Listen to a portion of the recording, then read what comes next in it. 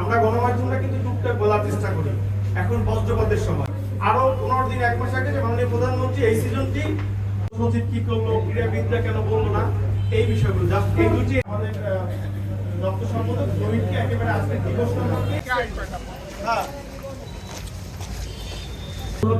এবং এবারের যে প্রতিবাদ আন্তর্জাতিকভাবে এবং এখানে যারা উপস্থিত রয়েছে সবাই কোনো না কোনোভাবে যাইতে হয়, যেমন রাজনৈতিক নেতাদের বক্তব্য নিতে হয়, প্রশাসনের বক্তব্য নিয়ে সাংবাদিকরা আরো বেশি নিউজ করতে পারবে। কিন্তু আমি অনেক জায়গায় দেখি যে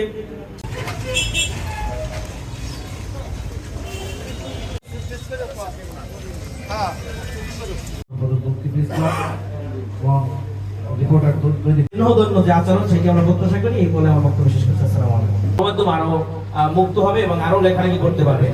অনেক সংবাদ গণমাধ্যম দিবসের শুভেচ্ছা। আমরা কি হচ্ছে এই বিষয়গুলোকে ধরিয়ে দেন। আল্লাহ না অনেকে পার্সোনাল সম্পর্কের কারণে বা আগে ধরে নেয় যে সেক্ষেত্রে সবাই কিন্তু স্বাধীনভাবে কোনো অথরিটির বক্তব্য ছাড়াই নিউজগুলো প্রকাশ